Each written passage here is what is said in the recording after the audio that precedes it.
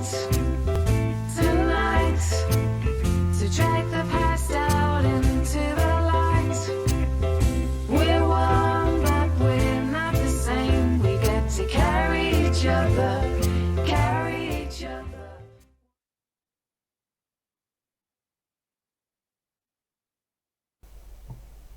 Hello and welcome to our final Chit Chat Cafe. Yep. But we do have other things to talk about Yep. and introduce you to.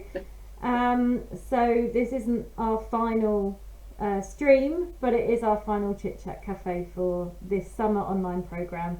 So I'm going to hand over to Carolyn, who has prepared today to give you some info.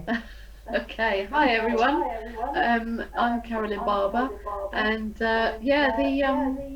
it is the last week of our Mental Wealth Academy Summer Online Programme, and it's been a fantastic pilot programme, really. I think we know it's going to continue, just not quite sure what shape it will take, and we're kind of in the process of getting more funding, but also getting more feedback from everyone who's participated in different ways. So it's going to take us a couple of weeks to kind of absorb all the information and the feedback, and look at some of the stats about who's signed up, how many people have engaged with the different courses, and how the engagement's happened. So how many people have watched our YouTube videos. There's lots of different things to look at to see what's worked best. And Sarah was telling me before we came online about how this is now, so this Chit Chat Cafe is now appearing on 2 Facebook pages, 2 YouTube chats, whatever, all at the same time, isn't it? So Yes. That's pretty amazing. We're kind of exploring this new technological world of communication. Yeah, I've been having lots of fun learning all this new tech. Yeah.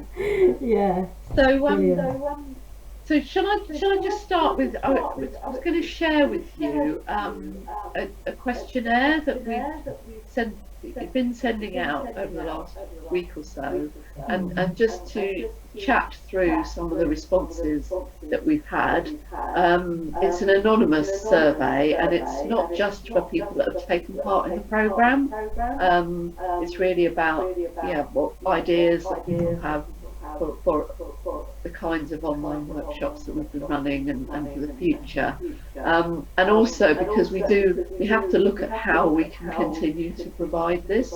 We were fortunate to get funding for this period, but we want to be able to find different ways in which we can continue to offer the courses and workshops.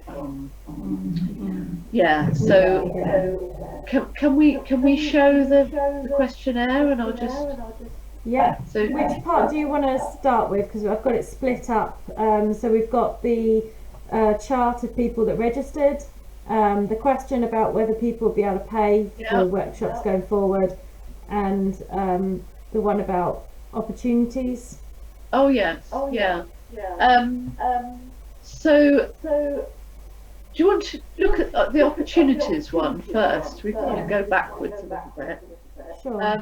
So we had we've just had just over 20 responses so far. So we would like more, but I think it's interesting that the pattern of the responses hasn't really changed, and about half the people who've responded haven't actually done any of the courses, but still have got important feedback. I think so. Yeah. So this was it's quite a lot of different things, isn't there? Mindfulness has come up quite a few times. Yeah. The trilogues come up a few times. Journal writing. Yes. Yeah, that's So nice. as people, those are people that have attended those events on courses. Yes. So should we quickly flip to the register? Yeah. Um, and have a look at that. So this shows us who Yeah. registered. So could you explain this a little bit, Carolyn, so that to understand this chart? Yeah, so this was a question at the start of the feedback form is, have you registered for any of these courses? And then there's the list of courses from the programme, but there's also an option of none of the above. So people have kind of clicked.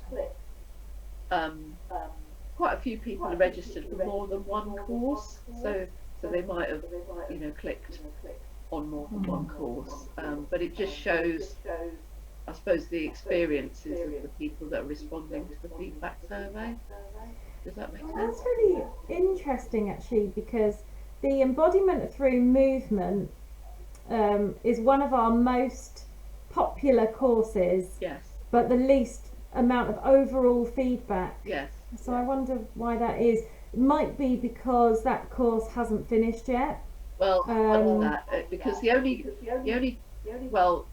journal writing course finished a couple of weeks ago, didn't it? And we have had more feedback from people doing that course than any of the others. My course only finished last week, and I think yours just finished. It's just finishing this week. This week, and the arts course is only finishing this week, and the same with the dance. with the embodiment. Yeah, so I think we will get more responses in the next couple of weeks as the courses finish, I think. Yeah. Well, perhaps we should come back and produce these graphs again online to review and reflect on that. Yeah. Once that time's passed and we've got a good overview. Yes. And because I guess the other thing as well is that the feedback forms specifically for the courses that haven't finished yet, they're not in. So we need to. We're going to be reviewing everything, aren't we? Yes. We plan to even look at like the number of hits to certain YouTube videos. Yes.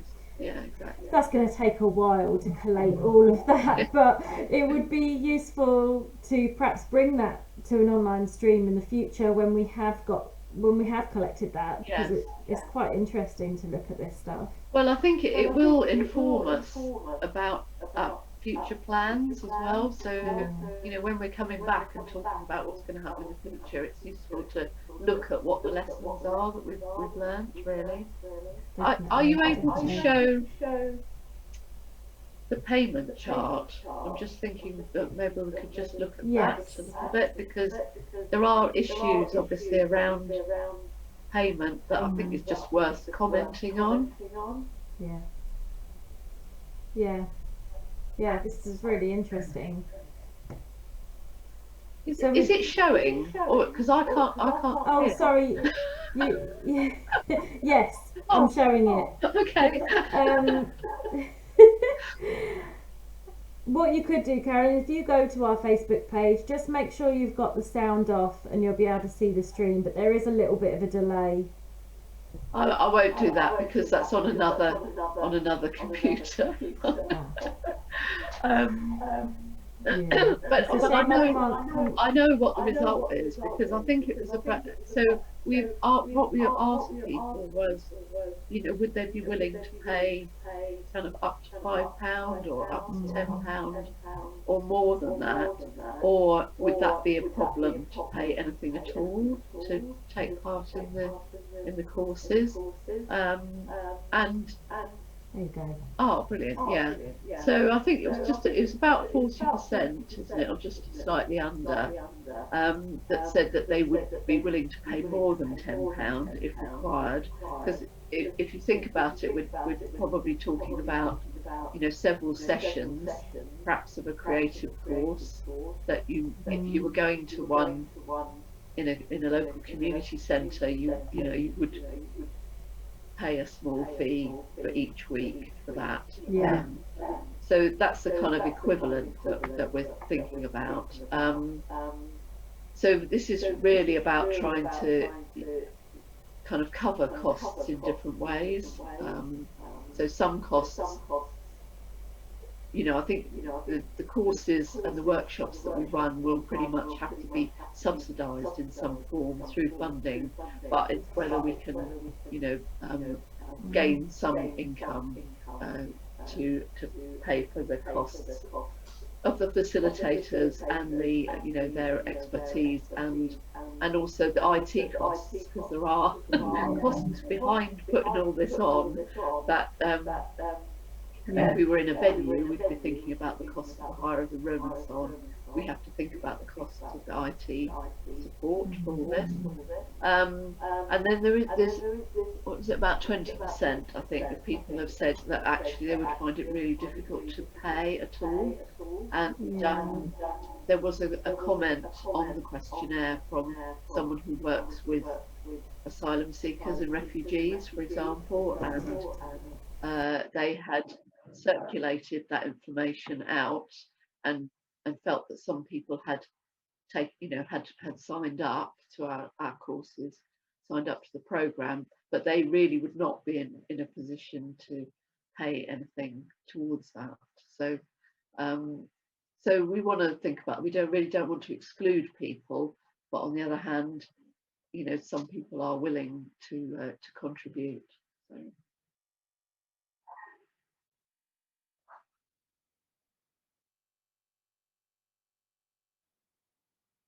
Your sound has disappeared, Sarah. Yeah, no, sorry. I was just seeing if I could bring up another camera for myself so that you guys can see me and the screen. We pulled this together a bit quick this morning, and that's probably my fault for my general disorganisation. Yeah, it's really, I think it's what you're saying is really key there, that we don't want to exclude people. We want to make sure that that everyone's got an opportunity, because opportunities is what we're all about. Yes. And we've always in the past run in the majority of cases we have run things on funding.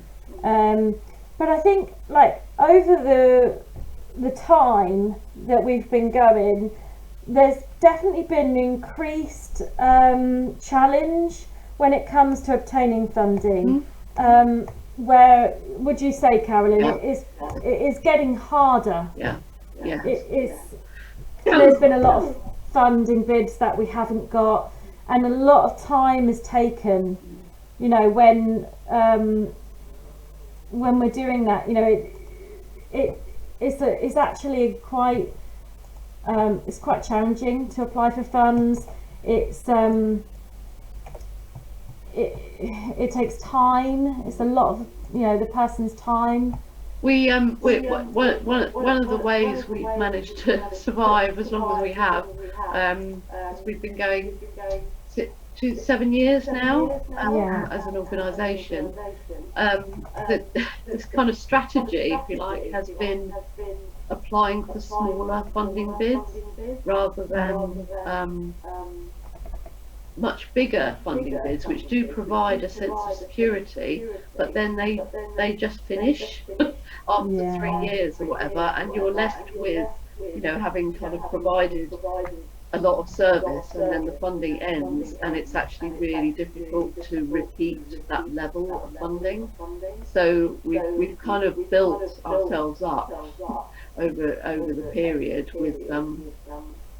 with smaller funding bids, but they all take, it can take as much time to put in a funding bid for £1,000 as it does for £10,000, for example, and then you've got a lot of reporting to do on each of those. So you're right, it's a bit of a mission, but it's kind of worked for us so far.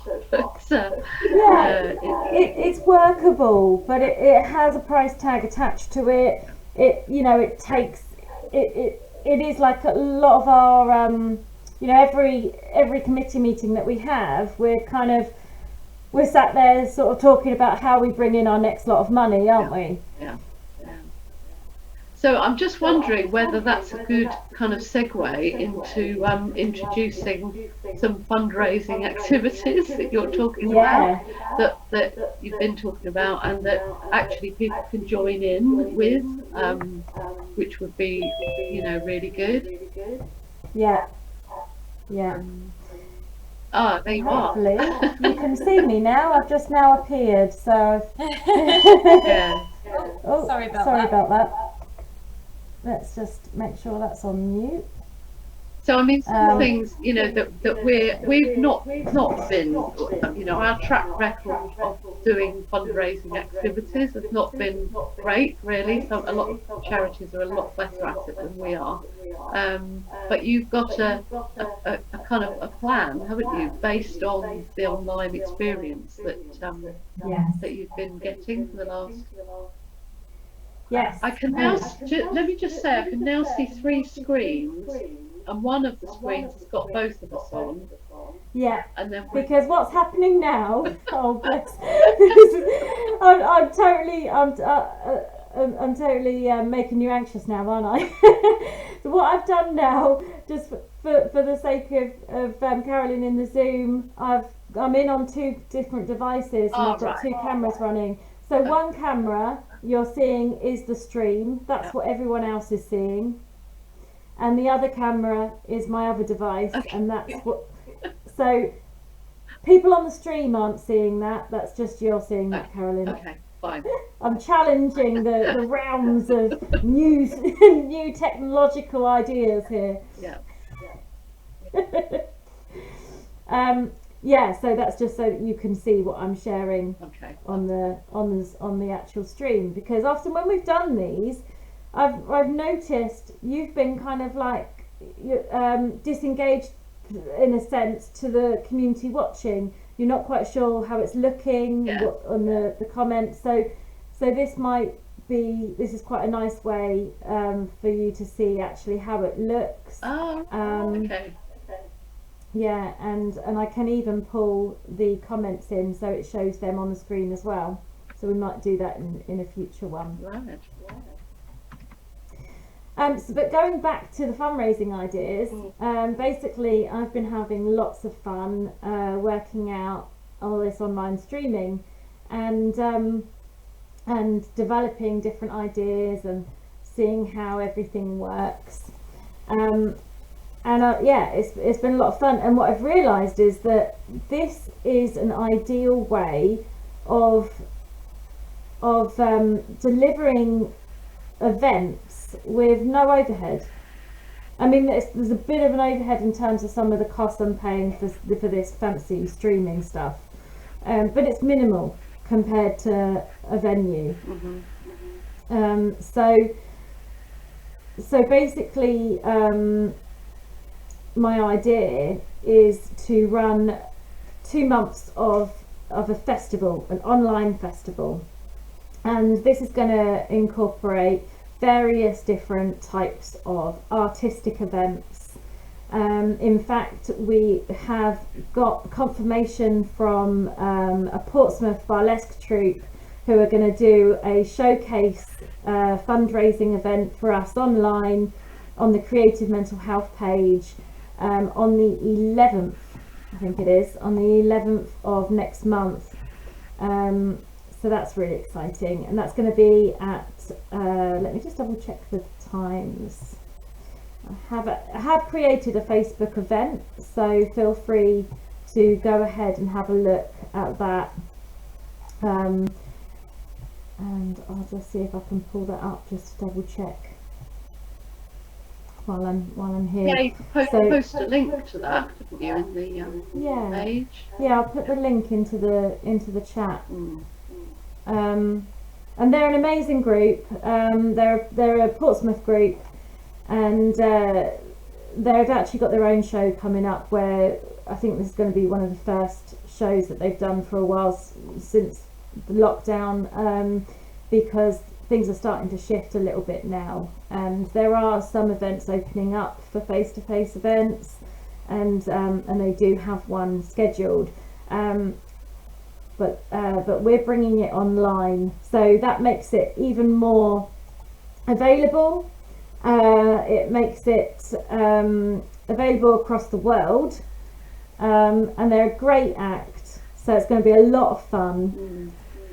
And we've also got an event planned for a discussion panel about the benefits of dance on our mental health. And then later in October, there's going to be a discussion panel on the benefits of improv comedy to mental health.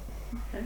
I was actually inspired by one of my improv friends who I've met during lockdown, because he runs the Extremed Improv company. I think they're based in London. And over lockdown, he's been doing a lot of shows streamed online called Extreme Improv.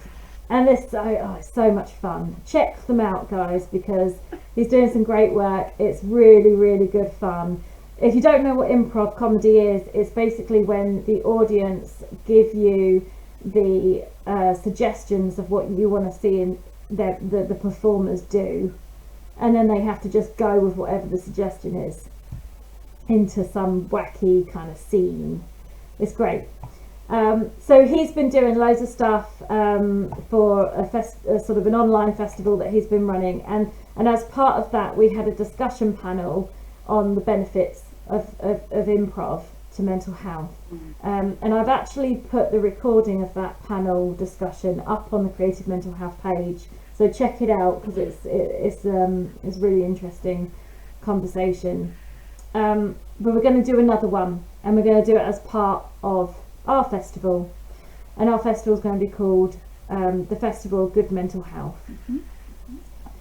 So this is going to be one of the awesome events that we have. So we're going to have that probably in October. We haven't organised a date for that yet. So my phone's ringing, I don't know if you can hear that. Oh, and my answer phone's come on. Hopefully it's nothing too personal. No, thankfully they've hung up.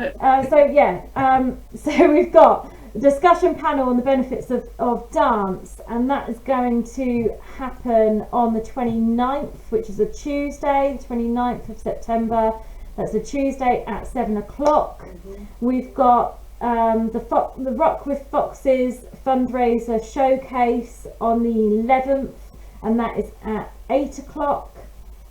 And then on the 2nd of October, we're going to have a dance variety show, and I'm working on various different dance acts showcasing there for a fundraiser event too. So all of our events across the 2 months are all going to be asking for donations, and the donations are all going to be going towards the Mental Wealth Academy, well, the Good Mental Health Cooperative, I should say, in order for continued development and sustainability in this difficult time, and so we can keep doing the work. So yeah, there's loads. I feel like I've just totally rambled there. No, it sounds very exciting. So we'll kind of keep people up to date with the plans for events, and hopefully encourage people to join in. And it's difficult, isn't it? I'm not someone that's found it easy to engage online with events and things, but it's getting there, and it's a new world, isn't it? And if we need to find different ways of engaging with the arts and entertainment and things. It's not really possible to go back to theatres and events for a while, I think. Yeah, and I think it's kind of happening a little bit where we are seeing some live performance acts again. I know the Mayflower have opened up a little bit for some comedy nights on a Thursday. Right. And as I say, Rock with Foxes, they have got an event coming up, and I think that's in Portsmouth. I'll put the details for that within the fundraiser event if anyone's interested. But how long that's going to go on for, we're not sure, and capacity in these places are restricted. and there's going to be a community of people that don't want to go out, Yes, you know, and absolutely. they're worried about Yeah, going out. yeah, that's right.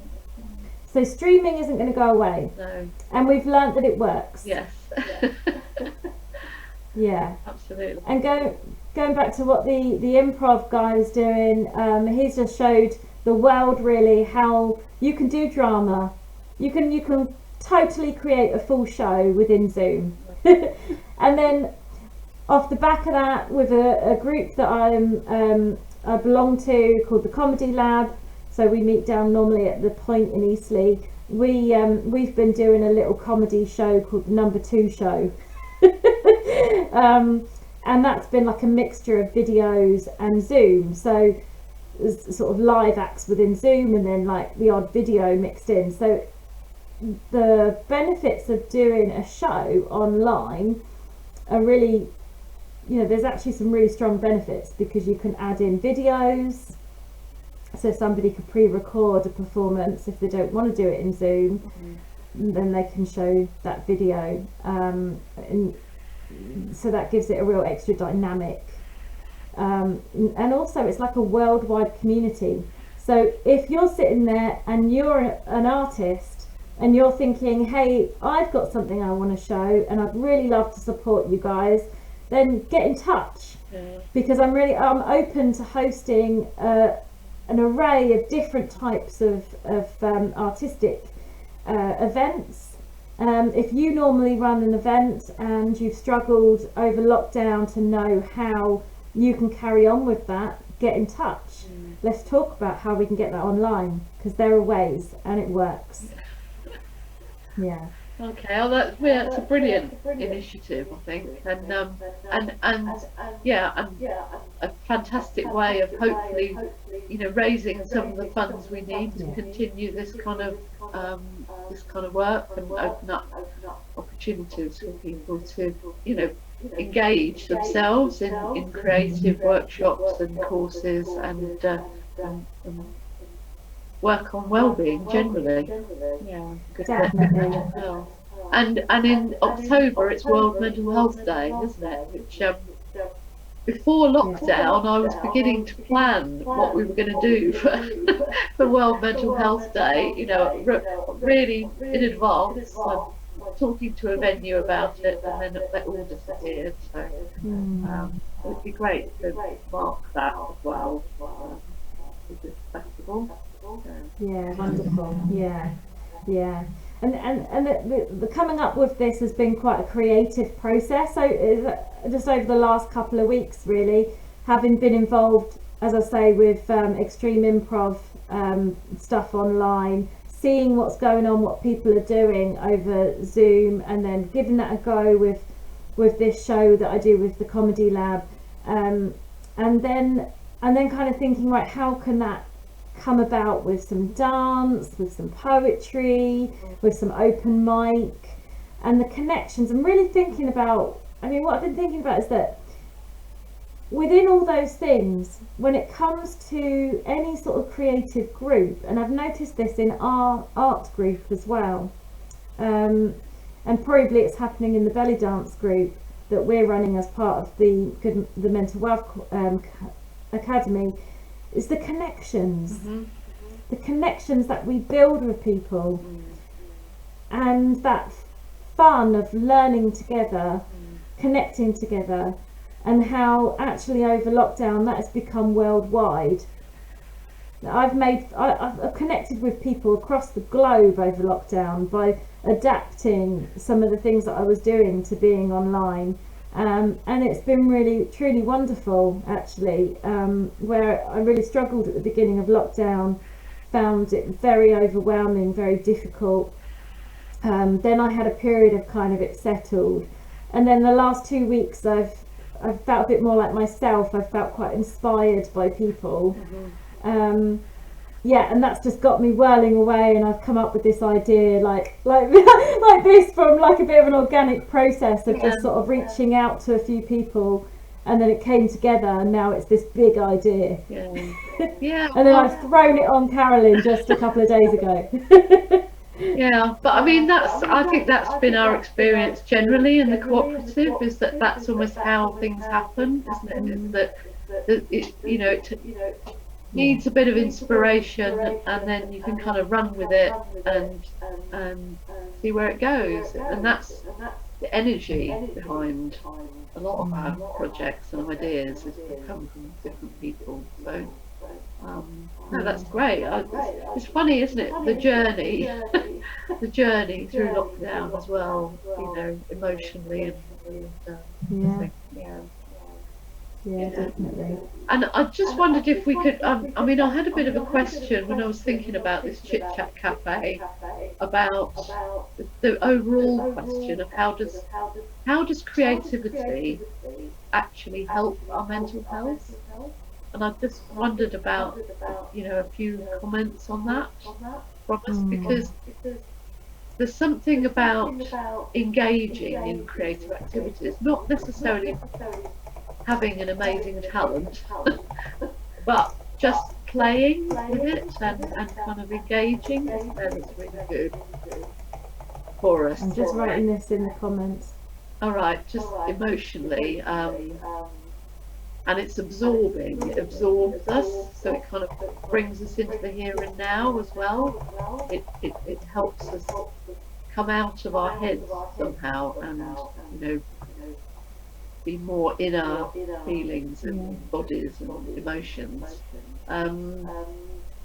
But also, I think seeing art, you know, seeing it's kind of like engaging with art, not just the doing of it, but engaging in it in terms of viewing it and seeing it and feeling a part of, you know, like you're saying about the shows and you know, seeing great art, listening to great music, looking at dance.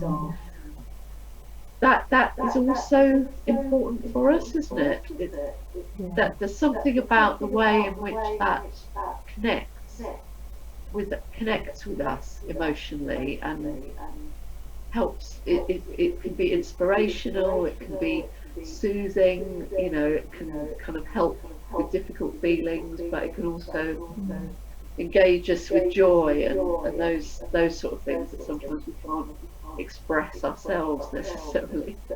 Sorry, I just went on a bit of a rant there. No, it's about time you took the stage on ranting. I totally agree with everything you just said there. The connections with people as well, that there's something that just happens between people when you're learning, creating something together.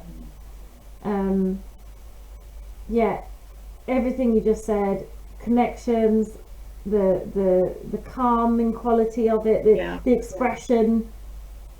It's I think it's really important. Well, in a way, that's one of the things that's been talked about more during lockdown, isn't it? Is that the arts are often seen as a sort of a, you know, an extra in society somehow, that you know, but they're not. It's so important for our kind of humanity, really, on lots of different levels. Yeah, definitely. Yeah, and I think that's been really highlighted over this period too, is how crucial those connections are, and that ability to express and find relief, like you say, that humanity, it's a humane need, isn't it? Even if you go back hundreds of years, we made music, and art, you know, there's and I'm sure we're dancing too. Yes. So definitely. And I think it has been a challenge, isn't it, on the online, you know, it's kind of a challenge of how can you recreate some of the connections that happen when you're in real life, engaging in groups or in performances, or, you know, live, all those sorts of things that are live. that like you're saying about the connecting with other people is really important, and it's a challenge about how to try and recreate that online. It's difficult, but there are, certainly through our program, that has happened, hasn't it? And so it's looking Yeah. at how to build on that, to see what works in terms of people making those, connections in the live workshops online. Definitely. It's possible. It's different, and it's something we need to kind of work on and build up, I think.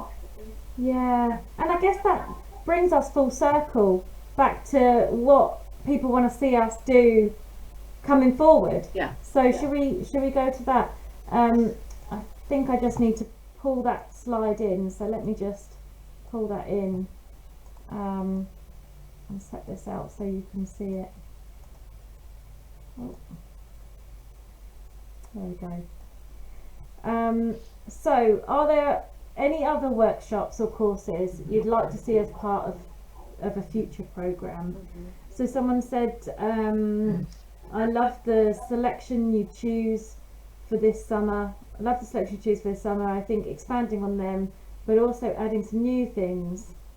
Bullet journaling, that's interesting. I don't know what that is, so we'd need to find out about that. Yeah. And tapping, and I think that's like an alternative therapy type thing, isn't it? Yes, emotional freedom technique, Okay. which I think could lend itself quite well to an online setup. It's interesting, interesting therapy. Okay. So if anyone out there does that and fancies approaching us about something you might want to do, let us know. And poetry and story time, and I like that because I recently did an online workshop around storytelling, and it was fantastic.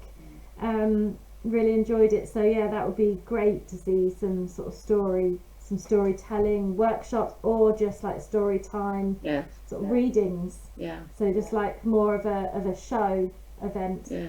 which actually I am hoping to get some poetry open mic, like a poetry slam event as part of our festival Right. online. So we may well meet that suggestion there. Yeah. Pottery, but obviously that's more difficult online. Dealing with anxiety and stress, yeah.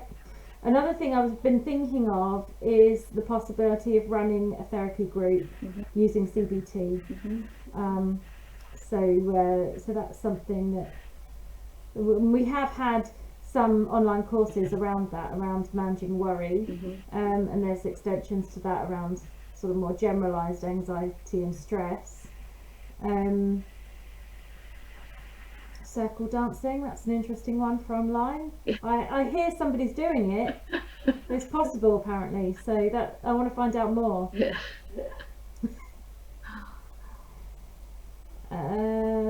Yeah. Singing.